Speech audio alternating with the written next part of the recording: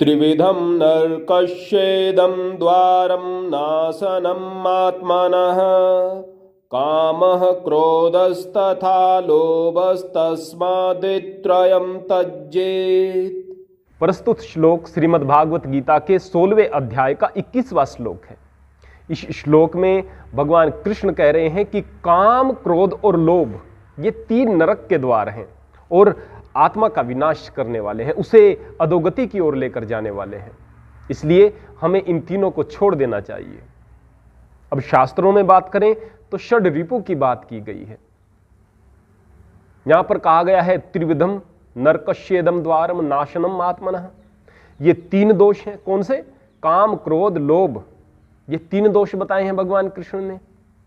वास्तव में जो षड रिपु बताए गए हैं वो है काम, क्रोध, लोभ, मोह, मद और मत्सर। इनमें से मूल जो होते हैं वो काम, क्रोध और लोभ ही होते हैं। बाकी मोह, मद और मत्सर यह काम की वजह से उपजते हैं। काम, क्रोध और लोभ, इन तीनों में भी सबसे पहले काम आता है। अब हम थोड़ा सा इसको ध्यान से समझें। अगर एक ऋषि पहले जमाने में आप कहानी पढ़ते थे कि तपस्या किया करता था, तो उसकी तपस्या को भंग करने के लिए क्या उसके सामने बहुत बड़ा आलीशान महल बनाया जाता था? नहीं। और अगर बनाया जाता तो शायद उसकी तपस्या खंडित भी न हो पाती। क्या उसके सामने अच्छे अच्छे भोजन रख दिए जाते थे? ऐसा भी नहीं। क्या दूसरी चीजों से उसे आकर्षित किया जाता था? बिल्कुल नहीं। केवल एकमात्र तरीका था कि किसी अप्सरा को भेजा जाता था, अर्थात खूबसूरत स्त्री को भेजा जाता था। अब उसके चक्कर में ऋषि की तपस्या अक्सर भंग हो जाया करती थी।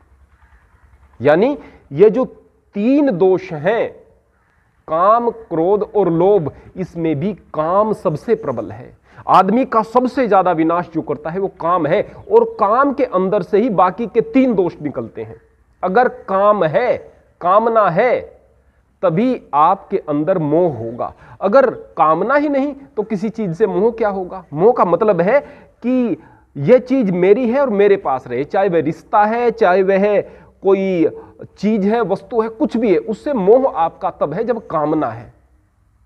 मद, अहंकार, आप उस चीज पर अपना अधिकार समझ रहे हैं और अपने आप को उसका स्वामी समझ रहे हैं, तभी तो जाकर के आप उसके अहंकार में आए।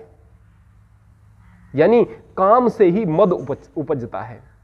मत्सर अर्थात द्वेष, आप दूसरे व्यक्ति से द्वेष कर रहे हैं। उसके पास कोई चीज है, आपके पास नहीं, आपको ऐसा लगता था कि आपके पास होनी चाहिए।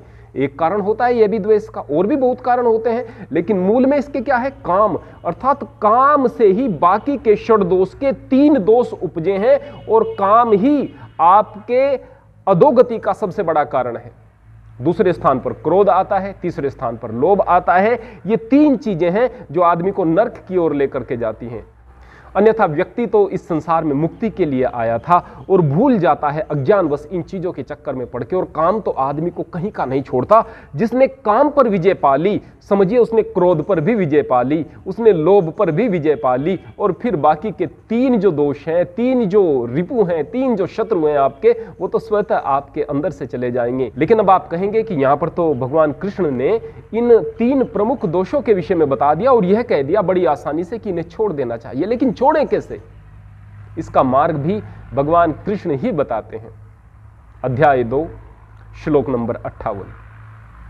यदा संहरते चायं कूर्मो अंगानीव सर्वशः इंद्रियाणीन्द्रियार्थे अभ्यस्तस्य प्रज्ञा प्रतिष्ठिता। जिस प्रकार से संघर्ते समेट लेता है कूर्म कछुआ अंगानीव अपने अंगों को, सर्व से सभी, जिस प्रकार एक कछुआ अपने समस्त अंगों को समेट लेता है। कहां समेट लेता है? अपने कवच के अंदर समेट लेता है। ठीक इसी प्रकार इंद्रियाणी अर्थात अपनी इंद्रियों के, इंद्रियार्थेभ्य जो इंद्रियों के विषय हैं, ठीक इसी प्रकार से जो व्यक्ति अपने इंद्रियों के विषयों को अपने अंदर खींच लेता है, वह पूर्ण चेतना में स्थित हो जाता है। तो आइए अब हम इस श्लोक के तत्व को गहराई से समझते हैं। निश्चित रूप से यह आपके लिए बड़ा कल्याणकारी होगा। एक कछुआ अपने अंगों को अपने कवच के अंदर क्यों समेट लेता है? इसलिए क्योंकि प्रकृति ने उसे कवच दिया ही इसलिए है। जब भी कोई खतरा महसूस होता है तो कछुआ जानता है कि उसके जो अंग हैं बाहर हैं, जो उसके हाथ पैर मुंह दिखाई दे रहे हैं बड़े कोमल हैं, न तो उसके पास तेज गति है कि भागकर किसी शिकारी जीव से बच पाएगा, न इतनी ताकत है कि लड़कर के बच पाएगा और वो शिकारी जीव उसे खा जाएगा। अब उससे बचने का तरीका यह है कि उसके पास एक कठोर कवच प्रकृति ने दिया है। उस कवच के अंदर अपने अंगों को वह कछुआ समेट लेता है। अब वो कवच इतना कठोर है कि न तो उसको मगरमच्छ खा सकता, न शेर खा सकता, और कोई भी जीव उस पर हमला करे तो उसका कुछ नहीं बिगड़ सकता।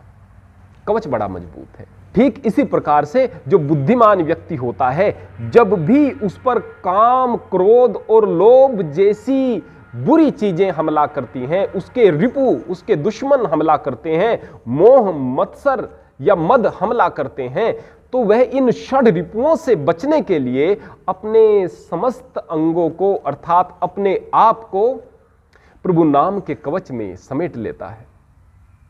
अपने बड़े लक्ष्य के, अपने गुरुतर लक्ष्य के कवच में समेट लेता है, अपने अंतस में समेट लेता है। न तो वो दुश्मन दिखाई दे रहे हैं आपको, जो काम, क्रोध और लोभ रूपी दुश्मन है, मद, मत्सर और मोह रूपी दुश्मन है, वो दुश्मन दिखाई नहीं दे रहे, लेकिन आप जानते हैं कि ये दुश्मन है। ठीक ऐसे ये कवच भी आपको दिखाई नहीं दे रहा, लेकिन अगर ये दुश्मन है तो ये कवच भी है। एक बार जो परमात्मा की शरण में चला गया, न उसे दुख, न उसे क्लेश, न उसे कष्ट, कुछ भी कष्ट नहीं। जीवन की रुलाती घड़ियों में मिलता है तुम्हारा प्यार, मुझे कुछ चाह न बाकी रहती है। प्रभु आके तेरे दरबार, मुझे मेरे दिल के गगन पर आके कभी, जब गम की घटा छा जाती है, एक पल में कहीं से दया तेरी तब बन के हवा आ जाती है। उस मालिक की दया यदि आप महसूस करोगे तो आपके हर गम को बहा कर ले जाएगी, आपके अंदर से हर एक विकार को बहा कर ले जाएगी। लेकिन क्या आप ऐसे ही बैठकर परमात्मा का नाम लेना शुरू कर दें? आप वास्तव में उस कवच के अंदर चले जाएंगे? बिल्कुल नहीं। उसे महसूस करने की आवश्यकता है। कैसे महसूस करेंगे? कुछ प्रश्न हैं जो आपको अपने आप से करने पड़ेंगे। पहला प्रश्न क्या है? मैं कौन हूं? क्या मैं ये शरीर हूं? उत्तर मिलेगा, गहराई से सोचेंगे, मैं शरीर नहीं, मैं ये आत्मा हूं। और अगर शरीर भी आप अपने आप को समझेंगे तो भी कम से कम यह उत्तर तो मिलेगा कि मैं मनुष्य हूं। और अगर आप मनुष्य के रूप में अपने आप को देखेंगे तो पता चलेगा कि संसार में सभी जीवों से बेहतर मैं हूं। अगर सब जीवों से बेहतर आप हैं ना, तो आप खाली भोग के लिए यहां नहीं आए, खाए पिए और चल दिए इसलिए नहीं आए। इसलिए दूसरा आप प्रश्न अपने आप से करें कि मेरा क्या कर्तव्य है। आप गहराई से सोचेंगे तो स्वतः आपको उत्तर मिलेगा, मेरा कर्तव्य है इस मनुष्य जीवन को सफल बना करके आगे की यात्रा को बेहतर तरीके से करना, इस प्रकृति में सामंजस्य बैठाना, यहां संसार में भी कामयाबी को प्राप्त करके इस दुनिया को भी आगे लेकर चलने का काम करना, आगे जो हमारे बच्चे आएंगे उनको श्रेष्ठ मार्ग पर चलाकर उन्हें अच्छा नागरिक बनाना। ये श्रेष्ठ श्रेष्ठ चीजें आपके मन मस्तिष्क में आएंगी यदि आप ध्यान से देखेंगे और सोचेंगे तो। उसके बाद आप तीसरा प्रश्न स्वयं से करें, मेरा क्या उद्देश्य है?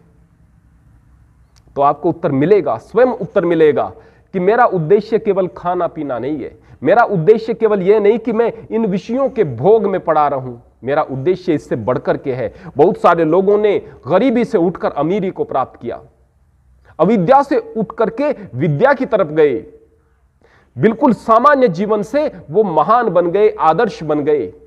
वह बनने की क्षमता आपके अंदर भी है।